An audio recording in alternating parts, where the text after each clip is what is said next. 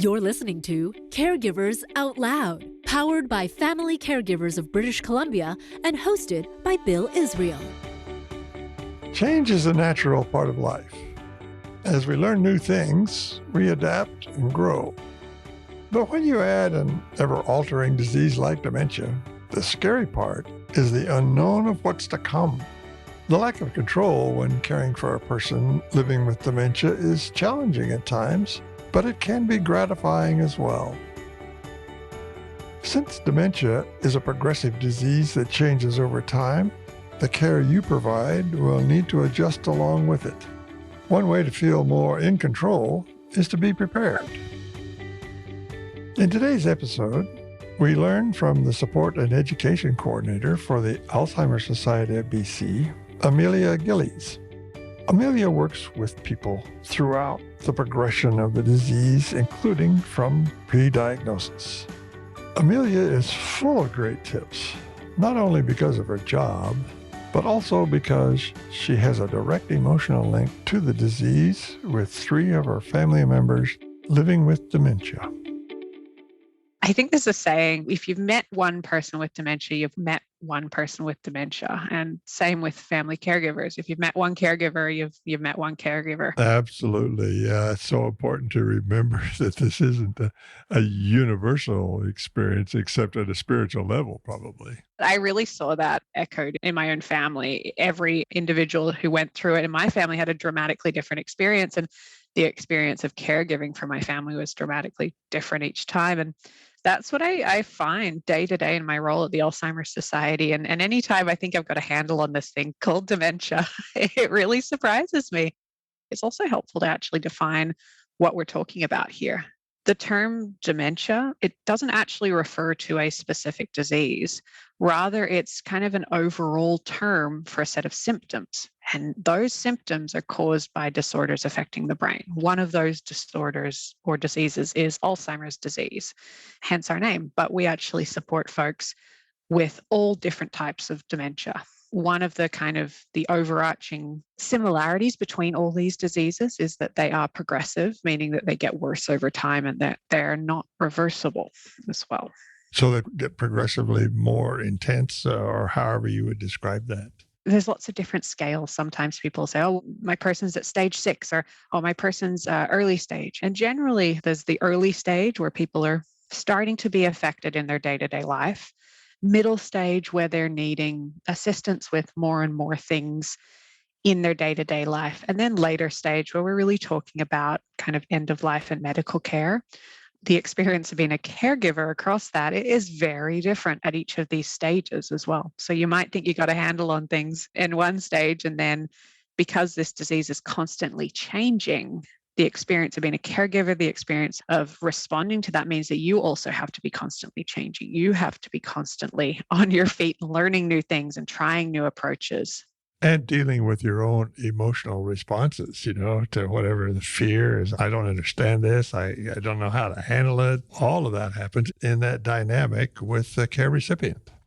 Big swirl of emotions. This is not a linear progress. The grief along the journey is not linear as well, because you might come to a place where you're feeling, you know what, I'm at a place of acceptance. I understand this. I'm ready for what's to come. And then something in the disease, like I said, it's a progressive disease, will change. And then all of a sudden you're right back to, feeling grief, feeling anger, feeling, resentment. All of those things naturally come up in the journey as a caregiver. Of course. Yeah. And it raises anxiety. Am I capable of dealing with this? And am I being effective? I want to be compassionate and loving, but I don't know what to do here. Absolutely. And that's why a lot of the work we do at the Alzheimer's Society is really informed by that, helping people feel like they have more tools in their toolbox to be able to approach this no matter what stage of the journey they're at. We do a bunch of education, and folks really find that they come out of that feeling like, well, I've got a few more tools, as things are shifting, as things are changing, maybe I'm a bit prepared for what might come. Sure. Can you describe that a little bit? What sort of tools, what sort of supports would someone in your position be providing? A lot of my day I spend on the phone with folks. We have a First Link Dementia Helpline, which is a wonderful resource. And it's also available in Cantonese, Mandarin, and Punjabi. We run it across the province so that anyone affected by dementia, someone living with dementia themselves, a caregiver, can call us up with questions big or small about dementia. They can chat directly with us. The number is 1-800-936-6033 for the English Dementia Helpline. And it just comes through to us staff. So it is the opportunity to connect to a real person who's either gone through this or has that experience as a staff member as the Alzheimer's Society of BC to really, maybe we're going to link you to our support groups or to, connect you to another service like the Family Caregivers of BC, or maybe we're going to suggest some education for you. But a big part of it is troubleshooting, kind of one-on-one, your experience, troubleshooting. This is what my person is doing today.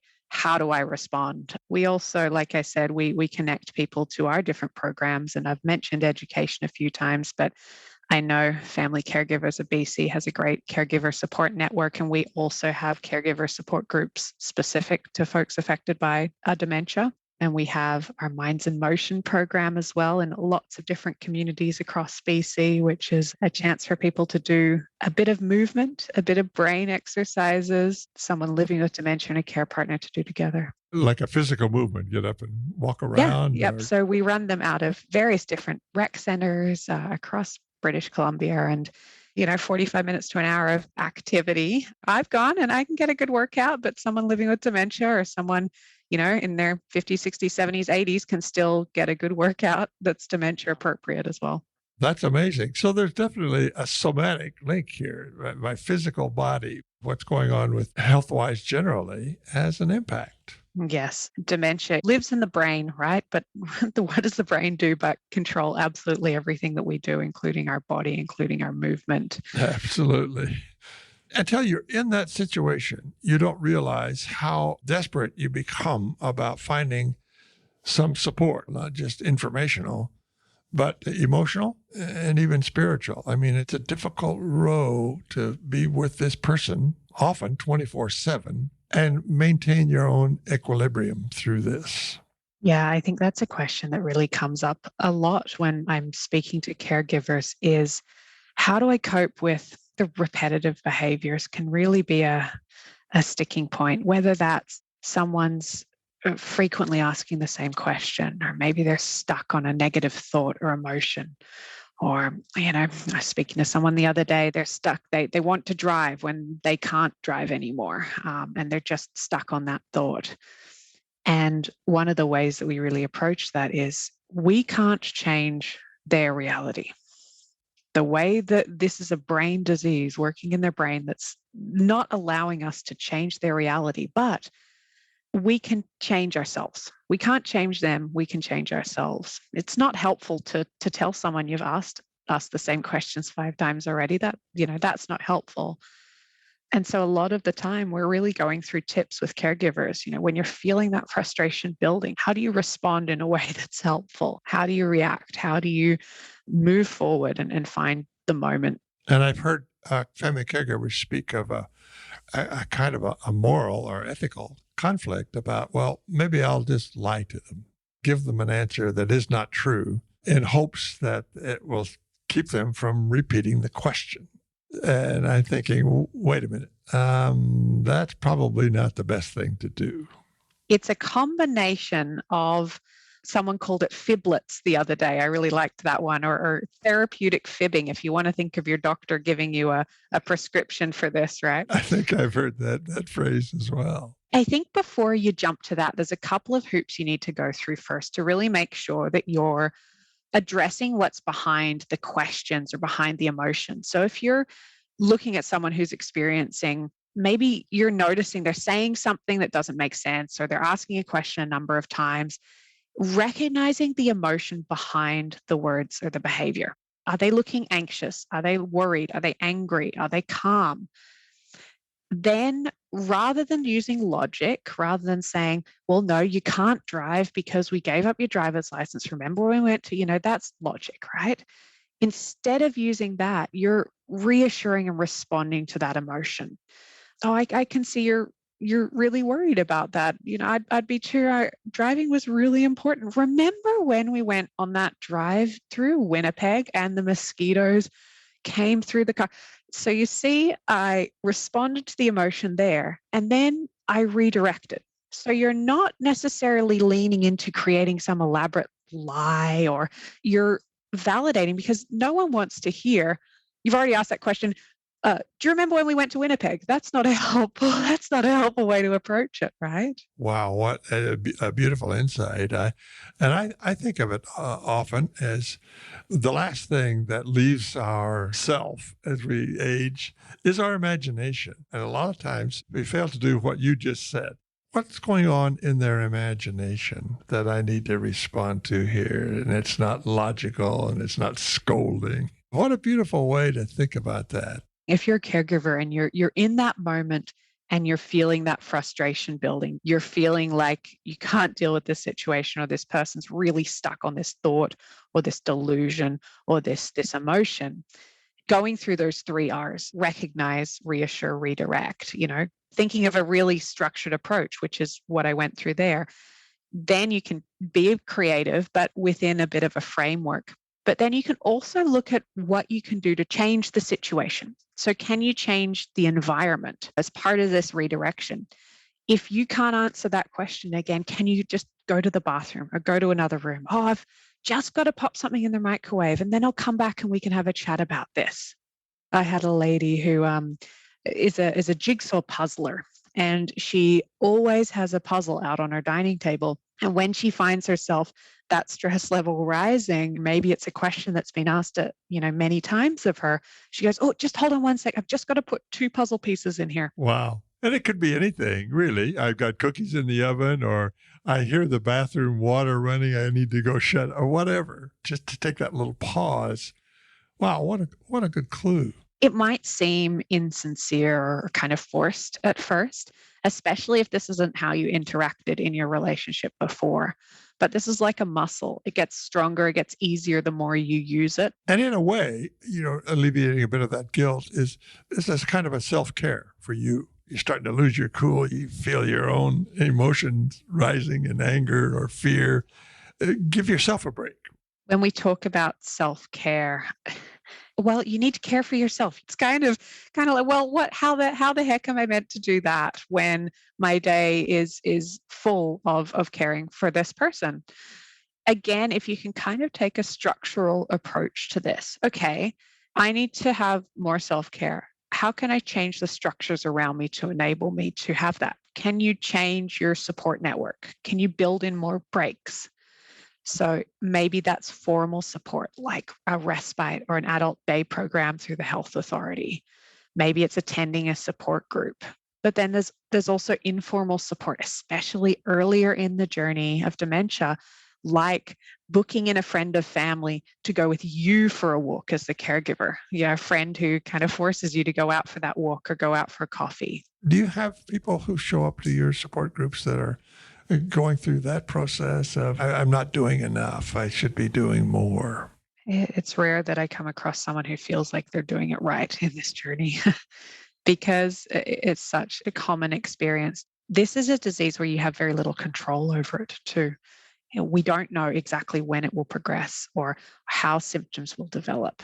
We have a general idea, but we don't always know. So we don't know what the future will come. And I think that's a great way of centering your experience of being in the present, like you were mentioning there. I like to come back in moments like this to wisdom or advice from people living with dementia themselves. And you can really look at living in the moment, enjoying this particular moment rather than worrying about the future, worrying about what I should have done in the past.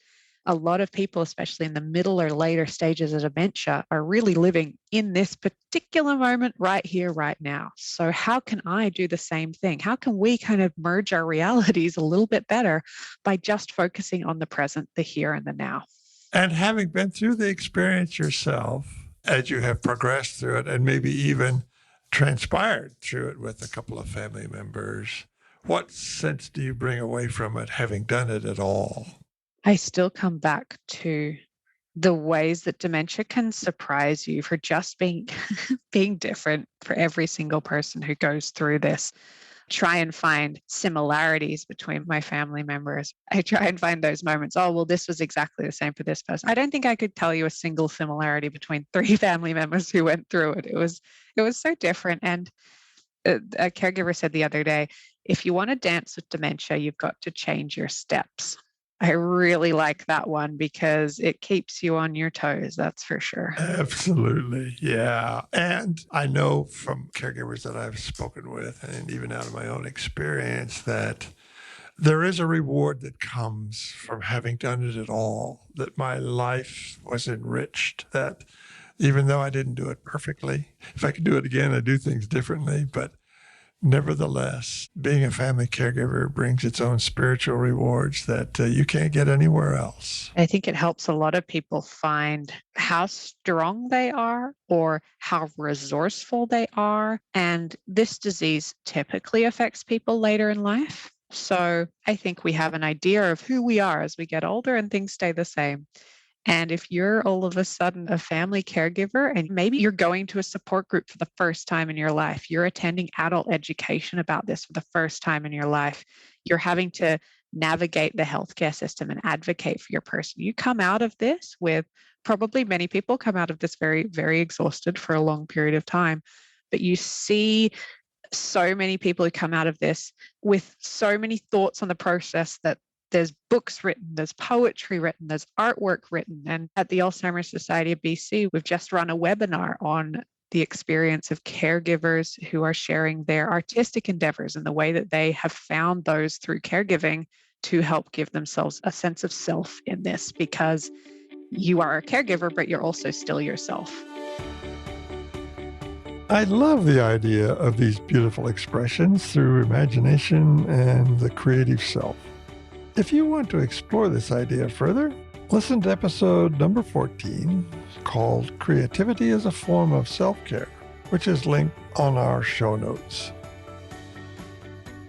So, as your caregiving evolves, know that the Alzheimer Society of BC and the Family Caregivers of BC are here to support you. There is the First Link Dementia Helpline that Amelia mentioned early in the episode, or reach us at the Family Caregivers of BC Caregiver Support Line at 1-877-520-3267. Both numbers are in our show notes for easy reference. As we wrap up the episode, Amelia, what last words would you like to leave us with? I want folks listening to know that they're not alone in this journey, that there's so many others going through it. And that can feel like a bit of a twee comment at times, but when you do connect to, whether it's just listening to this podcast or whether it's connecting to our dementia helpline, or maybe it's just watching one of our webinars that's recorded up on YouTube and seeing the comments and questions that people have come through that may be remarkably similar to your own. This journey can be incredibly isolating as a caregiver, and a big part of our role at the Alzheimer Society of BC is to help people feel less alone, to feel less like they're going through this journey alone. And whether that's with support or resources, or information, education, or maybe just calling us up and telling us you've had a hard day and you want to know how to do it better tomorrow. Thank you for listening to Caregivers Out Loud, powered by Family Caregivers of British Columbia and hosted by Bill Israel. Produced and sound edited by Organized Sound Productions. We acknowledge the financial support of the Province of British Columbia and the BC Ministry of Health Patients as Partners initiative. If you like what you're hearing, discover more episodes and find more caregiving resources at familycaregiversbc.ca. And if you find these episodes helpful, please share them with your family and friends who may find it enlightening to hear these stories. Finally, don't forget to subscribe to our show on your favorite podcast listening app so you can take us with you wherever you go. Thank you for listening and taking the time to learn and care for yourself with other caregivers out loud.